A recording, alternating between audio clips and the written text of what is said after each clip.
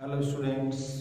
और आज का आपका टॉपिक है हस्तलेख में सुधार, भाग हस्त। यानी जो भी हम अक्षर लिखते हैं उन अक्षर को हम कैसे सुंदर लिख सकते हैं। देखो, सुंदर चीजें सबको आकर्षित करती हैं और ऐसा माना जाता है कि सभी टीचर्स कहते हैं, गार्जियंस भी ये बात कहते हैं, बच्चे जो हैं उनके मन में भी ये धारणा रहती है कि हैंडराइटिंग है वो तो बचपन में जैसी होगी वैसी रहेगी। ऐसा नहीं है, हम कभी भी अपनी हैंडराइटिंग है उसमें सुधार कर सकते हैं। तो हैंडराइटिंग में हम कैसे सुधार कर सकते हैं इसके बारे में मैं आपको कुछ टिप्स दे रहा हूं। अगर उन टिप्स को आप फॉलो करोगे तो आपकी हैंडराइटिंग है वो विद इन 1 मंथ, 1 महीने के अंदर अंदर आपकी हैंडराइटिंग है उसमें इंप्रूवमेंट हो सकता है। 100% सुधार हो जाए ये तो गारंटी नहीं है, लेकिन जैसा आप लिख रहे हो उस पहले की जो लेखन शैली है आपकी, लिखने का जो तरीका है उसमें कुछ सुधार हो सकता है। और अगर आप पूरा एफर्ट लगाओगे तो आपकी हैंडराइटिंग बहुत अच्छी हो सकती है।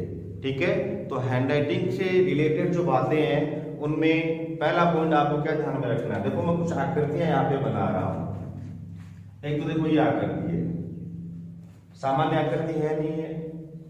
एक आपकी ये आकृति है, ये भी सामान्य आकृति है या नहीं है। एक ध्यान रखना आपको ये आकृति, एक इस आकृति का ध्यान रखना, ये सीधी लाइन, ये सीधी लाइन और एक आपकी ये मात्रा। टोटल कितनी आकृतियां बन गई? 1 2 3 4 5 6 7। टोटल कितनी आकृतियां हैं? 7 आकृतियां हैं। और इन 7 आकृतियों पर अगर आप फोकस करोगे तो आपकी हैंडराइटिंग बहुत अच्छी हो सकती है। देखो, ये आपका व्हाइट बोर्ड है और मेरे हाथ पे मार्कर है, तो मुझे भी क्या है लिखने में थोड़ी दिक्कत महसूस हो रही है। कॉपी के अंदर जब अपन लिखते हैं और यहाँ पे जब जो अपन लिखते हैं उसमें रात दिन का अंतर होता है, लेकिन फिर भी मैं प्रयास कर रहा हूँ। मैं इतना सुंदर नहीं लिख पा रहा हूँ, लेकिन जो तरीके मैं आपको बता रहा हूँ उन तरीकों को अगर आप फॉलो करोगे तो आपकी हैंडराइटिंग अच्छी हो सकती है। देखो, चाहे आप इंग्लिश में लिखो, चाहे हिंदी में आप कोई वर्ण या अक्षर लिखो, या मैथमेटिक्स में गणित में आप कोई भी नंबर लिखो, आपकी ये आकृतियां हैं वो आपको काम में आएंगी। और इन आकृतियों का अगर आप इस्तेमाल करोगे तो आपका अक्षर बहुत सुंदर हो जाएगा। आज हम केवल स्वर जो आपके हैं उनके बारे में डिस्कस करते हैं कि स्वर जितने भी आपके हैं उनको जब आप लिखते हो तो आपको किस बात का ध्यान रखना है। देखो, सबसे पहले अगर आपको ए लिखना है तो ए लिखते समय आपको क्या करना है? यही आकृति मैंने बनाई या नहीं बनाई? दोबारा फिर क्या हो रहा है? यही आकृति दोबारा बन रही है। ठीक है, ये सीधी लाइन, ये सीधी लाइन और ये सीधी लाइन आपका क्या बन गया? ए। ठीक है, ए लिखते समय क्या करना है आपको? केवल ये 2 आकृतियां इनका इस्तेमाल करना है और ये जो सीधी लाइन है इसका इस्तेमाल करना है। पहले जो अपन ए लिखते थे उससे कुछ अलग आपका ए आ जाएगा।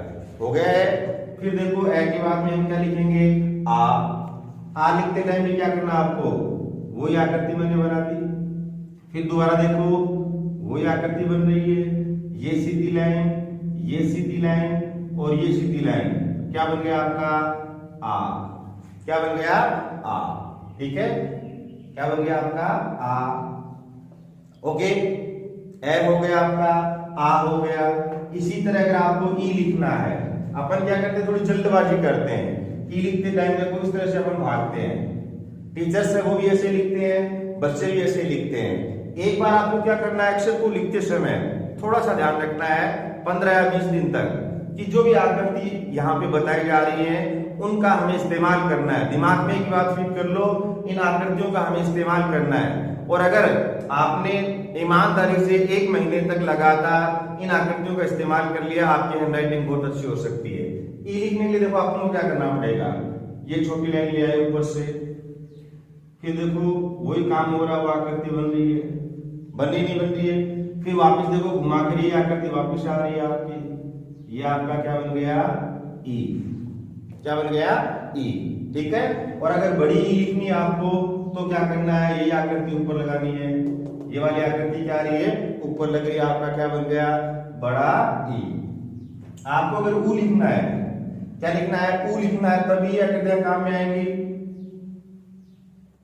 ठीक है, यही तो आकृतियां काम में ली जा रही है। ये आपका क्या बन गया? ऊ। और बड़ा ऊ अगर आप लिखना चाहते हो तब भी ये आकृति लगानी है आपको। ये आपका क्या हो गया? बड़ा ऊ हो गया, ये सीधी लाइन आ गई।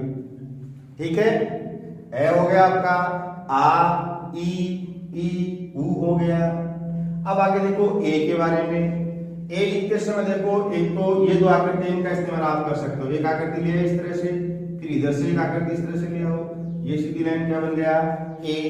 इसको लिखने का एक दूसरा तरीका भी है, यहां से आपने एक लाइन ऐसे ली, फिर इसको ऐसे कर दिया और फिर इस आकृति को ले आओ आप, ये क्या बन गया आपका, थोड़ा ठीक नहीं बनाइए, इस तरह से ये, और उधर से उस आकृति को ले आओ आप, ये आपका क्या बन गया ए बन गया। आई लिखना चाहते हो तो क्या करना है, एक मात्रा लगा दो, ए आई। ओ के लिए देखो वही प्रोसेस है, एक आकृति बना दिया आपने, फिर दोबारा एक आकृति बना दी, ये सीधी लाइन, ये सीधी लाइन, ये सीधी लाइन, और ये मात्रा आपने लगा दी, क्या बन गया ओ। और औ बनाने के लिए क्या करना आपको, एक मात्रा और लगा दो, ओ औ अंग ए। ठीक है, तो आपके जितने भी आपके क्या है स्वर हैं, जितने भी आपके स्वर हैं, यहां मैं आपको स्वर का ज्ञान नहीं दे रहा हूं कि सर हर्ष स्वर कौन कौन से हैं, दीर्घ स्वर कौन कौन से हैं, संयुक्त स्वर कौन से हैं, री कहां गया, वो नहीं है। यहां अपन क्या देख रहे हैं, ये जो हमारे अक्षर हैं इनको लिखते समय हमें क्या ध्यान में रखना है। इन आकृतियों का इस्तेमाल करते हुए आप क्या कर सकते हो, आपके जितने भी स्वर है उनको अच्छे तरीके से लिख सकते हो। अब आपके मन में एक विचार ये आ रहा होगा, इतना धीरे धीरे अगर अपन लिखेंगे तो हमारा बोर्ड एग्जाम में जो पेपर वो कैसे कंप्लीट होगा। तो धीरे नहीं लिखना आपको, केवल आपको ये जो आकृतियां इनका इस्तेमाल करना है, और देखना 1 महीने के बाद में आपका हाथ बहुत फास्ट चलेगा, और जब फास्ट चलेगा तब ये आकृतियां आएंगी। अब ए लिखने की हमें कोई ज्यादा टाइम नहीं लगाना है, ये लो फटाफट ये आकृति बना दी, ये आकृति बना दी, ये सीधी लाइन, ये सीधी लाइन, ए बन गया। ठीक है, आ भी ऐसे बन जाएगा, ई भी ऐसे बन जाएगा। तो इन आकृतियों का इस्तेमाल आप करो ताकि आपकी हैंडराइटिंग अच्छी हो जाए, क्योंकि सुंदर चीजें सबको आकर्षित करती हैं।